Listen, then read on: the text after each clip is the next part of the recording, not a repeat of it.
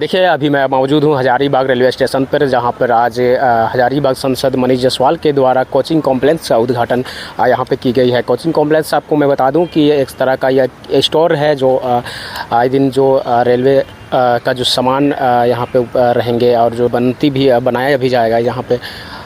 इसके साथ ही साथ हम आपको बता दें कि आज भारत का जो प्रधानमंत्री है नरेंद्र मोदी, उनके द्वारा 6 वंदे भारत ट्रेनों का भी हरी झंडी दिखा के शुभारंभ की गई है। वहीं पे आज संसद भी यहाँ पे हज़ारीबाग में अपना कोचिंग कॉम्प्लेक्स और माननीय प्रधानमंत्री के द्वारा उद्घाटन की गई है।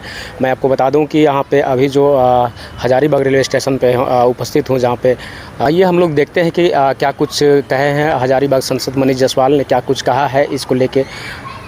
झारखंड को उस पर खुशी जो है, इंद्र भगवान भी आज बरसा रहे हैं। आप देख सकते हैं कि कितना तेज बारिश झारखंड में हो रहा है। 6 वंदे भारत की सौगात, बहुत सारे प्रधानमंत्री आवास की सौगात और अन्य परियोजनाओं के, रेलवे से जुड़े हुए अन्य परियोजनाओं के शिलान्यास की सौगात भी आज प्रधानमंत्री जी ने झारखंड को दी है। लेकिन हज़ारीबाग के लिए बहुत ही खुशी का अवसर है कि ये जो कोचिंग डिपो का शिलान्यास आज हम लोग यहाँ पर कर रहे हैं, या प्रधानमंत्री जी के द्वारा जो ऑनलाइन यहाँ पर हुआ है, इस डिपो के बन जाने के बाद जो हज़ारीबाग के लोगों का जो हसरत है, बहुत दिनों से जो उनका सपना है कि हज़ारीबाग से लंबी दूरी की ट्रेन यहाँ से शुरू हो सके और यहाँ पर लंबी दूरी की ट्रेन ख़त्म हो सके, वो सपना इनका पूरा हो सकेगा।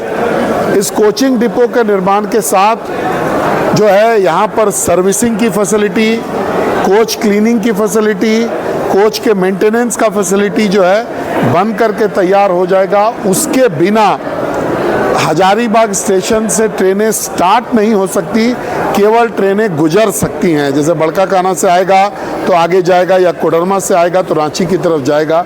लेकिन यहाँ से ट्रेन को अगर शुरू होना है तो उसके लिए इस कोचिंग डिपो की ज़रूरत थी। बहुत दिन से लोग प्रयासरत थे, आज वो शुभ घड़ी आया है जब हम लोग उसका शिलान्यास कर रहे हैं। अगले 1 से 1.5 साल में कहिए तो ये 1.5 साल के लगभग में ये बन करके तैयार होगा और उसके बाद हज़ारीबाग से लंबी दूरी की ट्रेनें जो हैं की शुरुआत हो सकेगी।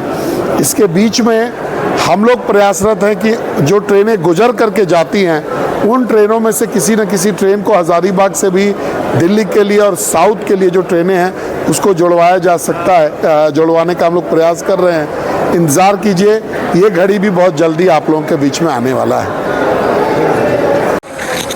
कि जिस तरह से डेमोग्राफी चेंज हो रहा है और आज देश में सबसे ज़्यादा ज़मीन भारतीय सेना के पास है, दूसरा भारतीय रेल के पास है और तीसरा वक्फ बोर्ड के पास है। और वक्फ बोर्ड के पास जितनी ज़मीन है वो पाकिस्तान के क्षेत्रफल से ज़्यादा है। आप सोच सकते हैं कि क्या चल रहा है। और 2013 में और जो संशोधन हुआ है मनमोहन सिंह की सरकार में कि अगर आप हमारा बाइट ले रहे हैं, वक्फ बोर्ड कह दे कि आपका घर वक्फ बोर्ड का है तो आप कोई अपील नहीं कर सकते हैं, उसका हो जाएगा। कैसा कानून था। इसलिए हमारे यशस्वी प्रधानमंत्री जी ने कहा कि इसमें संशोधन होना चाहिए। सब संशोधन कर रहे हैं ना। 370 धारा हम लोगों ने हटाया। रामलला का मंदिर जो देश का मान सम्मान स्वाभिमान है, उसको हमने बनाने का हम लोग काम किए। तो इसमें भी संशोधन होना चाहिए। इसलिए संशोधन होना चाहिए कि यहाँ का जो बहुसंख्यक समाज है, जो हिंदू समाज है, वो तो पीड़ित हो रहा है ना। आज बिहार का केस आया पटना के आसपास का कि 110 वर्षों से हिंदू समाज जहाँ रह रहा है, वक्फ बोर्ड ने कहा कि ये हमारी ज़मीन है, लेकिन वक्फ बोर्ड के पास कोई सबूत नहीं। लेकिन धन्य हो न्यायपालिका का, उसको वहाँ से राहत मिल गई। ये अंधेर, और हम कहते हैं वक्फ बोर्ड में भ्रष्टाचार का अड्डा बना हुआ है। इसलिए हम चाहते थे कि 400 पार हमें मिले ताकि हम संशोधन करें, सीना ठोक कर करें, लेकिन 400 पार नहीं आया। तो इसी कारण से ये सब चीज़ जितना था, जो माँ भारती के माथे पर कलंक टीका, हम उसे हटाना चाहते थे।